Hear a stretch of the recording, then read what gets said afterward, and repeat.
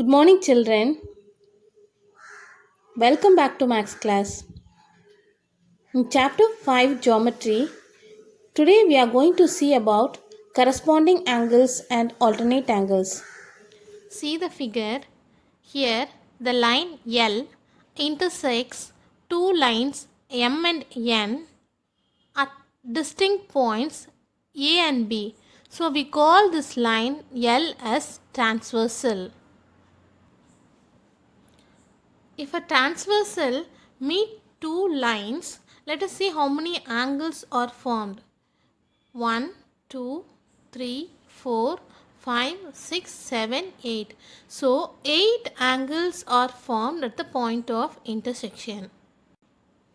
Now, let us see the angles formed by a transversal. Well, first one, corresponding angles. Observe the pair of angles angle 1 and angle 5. They are marked right of the transversal L and they lies above the line M and N. Similarly, observe the pairs of angles angle 4 and angle 8. They are marked right of the transversal and it lies below the lines M and N. And also observe the pairs of angles angle 2 and angle 6. They lies left of the transversal and they are marked above the line M and N. Similarly, angle 3 and angle 7 that lies right left of the transversal and it lies below the lines M and N. Such pairs of angles are called corresponding angles. And one way to find the corresponding angle is to draw a letter F in the diagram. The letter F can also be facing the other way.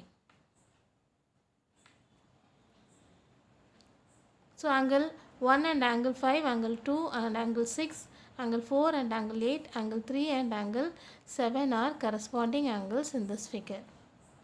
When two parallel lines are cut by a transversal, each pair of corresponding angles are equal. Take page 100 in textbook. Exercise 5.2, second problem. Find the measure of angle X in each of the following figures. So, here L is transversal and it cuts two lines M and N which are parallel to each other.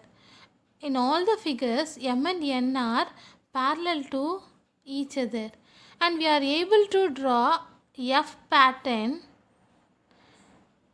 which covers the given two angles. So, we know that these two angles are corresponding angles. And when a transversal cuts two parallel lines, we know that corresponding angles are equal. So, in the first figure, x is equal to 35. The second figure, since corresponding angles are equal, x is equal to 65 degree. And third figure, x is equal to 145 degree. And in the fourth figure, x is equal to 135 degree. And in the fifth figure, they did not give the angle, but we know that it is a right angle, that is 90 degree. So the value of x is 90 degree. Angles that are lying between the lines M and N are called interior angles. Here angle 3, angle 4, angle 5 and angle 6 are interior angles. And angles that are lying outside the lines M and N are called exterior angles. So, angle 1, angle 2, angle 7 and angle 8 are exterior angles. Alternate interior angles are angles that are marked opposite of the transversal and are lying between the lines M and N. Here there are two pairs of alternate interior angles, angle 3 and angle 5, angle 4 and angle 6.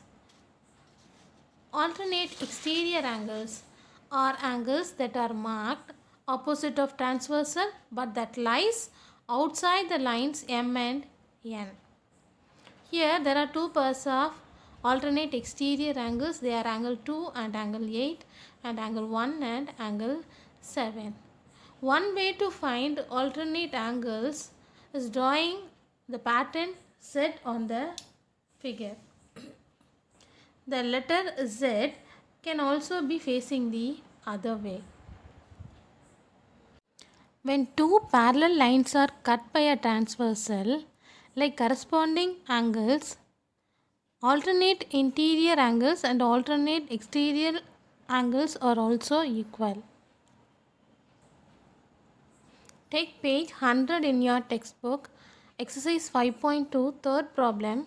Find the measure of angle Y in each of the following figures. First figure, here the given two angles are marked opposite to the transversal and it lies between the lines M and N.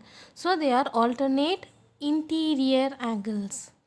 Here in the second problem, given two angles are marked opposite to the transversal but it lies outside the lines M and N. So they are alternate exterior angles. What about the third problem? These two angles lies opposite to the transversal but it lies between M and N, so they are alternate interior angles. Here the angles are alternate exterior angles. We know that if a transversal cuts two parallel lines, alternate interior angles and alternate exterior angles are equal.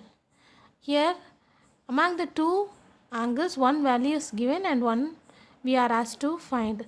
Since they are equal, in first problem y is equal to 28, in second problem y is equal to 58, in third problem y is equal to 123 and in the fourth problem y is equal to 108.